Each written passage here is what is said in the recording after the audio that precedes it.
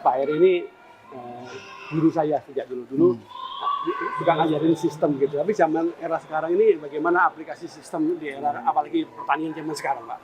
Pertanian modern zaman sekarang dicirikan dengan 3 hal. Yang pertama adalah holistik, integratif, komprehensif, artinya dia harus berkaitan dengan ilmu-ilmu lain termasuk sosial dan politik.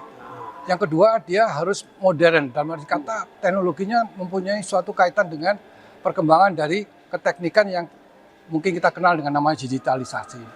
Yang ketiga, kita sudah harus berada pada konsep global trade. Oleh karena itu, kualitas harus kita tingkatkan sehingga bisa bersaing di pasar dunia. Itu 3. 3 itu ya. Nah, kemudian tadi ada disebut ada keteknikan terkait dengan digitalisasi.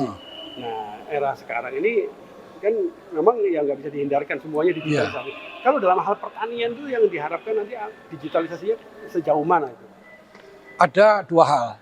Yang pertama adalah perbaikan daripada sistem informasi terkait dengan sistem pengambilan keputusan, di mana pada saat kompleksitas pertanian itu berkaitan dengan sektor-sektor lain, termasuk sektor perdagangan, industri dan sebagainya, maka interaksi tersebut harus dapat ditangani secara simplifikasi, secara sederhana tapi efektif. Yang kedua, aplikasi robotik itu tidak harus merupakan satu bagian yang terkait dengan industrinya itu sendiri. Sehingga Anda tahu maka lapangan pekerjaan banyak yang sudah diganti oleh robot-robot. Disitulah kita harus mempunyai suatu keseimbangan antara bagaimana kita melakukan otomatisasi dengan tetap kita membuka lapangan pekerjaan. Nah, tadi Pak Heri mau menyebut ada sistem pengambilan keputusan ini, saya jadi ingat masa lalu lagi. Sama belajar sama Pak Heri. Dan sampai sekarang ilmu itu saya pakai.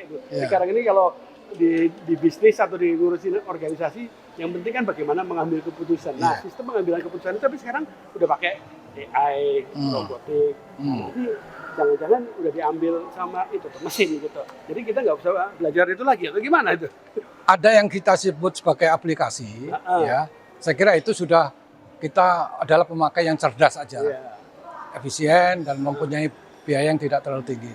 Tapi kalau di dalam keterampilan dan keahlian, kita harus mengembangkan apa yang disebut dengan machine learning atau deep learning yang terkait dengan konsep aplikasi pemikiran-pemikiran cerdas yang kemudian dengan suatu algoritma komputer yang merupakan kompleksitas dari matematika itu harus dipelajari secara makin lama makin maju. Disitulah letaknya itu tidak pernah berhenti karena matematika itu sebagai suatu alat untuk pengambilan keputusan merupakan suatu yang sifatnya dinamik. Nah, tapi kalau sudah seperti itu, nanti sistem pengambilan keputusan yang biasanya melekat di teknologi industri pertanian, TGN atau Fateta ini bisa nggak ada lagi nih kalau jadi nggak ada lagi Fatetanya gitu. Nah ini, tapi apakah itu merugikan pengembangan pertanian Indonesia ke depan?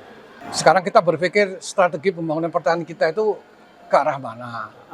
Kalau sekarang saya melihat dengan program pemerintah yang baru, kita lebih mengarah pada upaya untuk pengentasan kemiskinan, peningkatan kesejahteraan rakyat kecil, daerah-daerah yang mungkin yang terjauh dan sebagainya. Nah ini membutuhkan suatu pendekatan-pendekatan yang sosiokultural maupun agricultural teknologinya yang memang pas atau yang disebut dengan appropriate technology. Tapi kita juga tidak boleh berhenti dengan suatu persaingan ya antar bangsa dalam rangka menguasai teknologi terbaru begitu, Mas. Nah, begitu. Pertanyaan terakhir tadi persaingan itu tadi kalau saya bawa ke Fakultas Teknologi Pertanian PB itu saingannya kalau di dunia ini dengan siapa, Pak? Kalau ada kata pertanian itu selalu based on yang disebut dengan sumber daya alam yang ada di situ. Jadi teknologi yang dikembangkan di Saudi Arabia akan beda dengan teknologi yang dikembangkan di Norwegia, apalagi dengan di Indonesia. Oleh karena kita harus mengenal yang namanya sumber daya alam maupun manusia yang ada di Indonesia. Baru di situ kita masukkan teknologi apa yang tepat guna dan menjadi bagian dari suatu proses peningkatan kesejahteraan dan peningkatan daripada ekonomi lokal itu sendiri. Dan ini hanya bisa dipelajari di teknologi pertanian, Mas. Di Fatetanya harus tetap ada dong?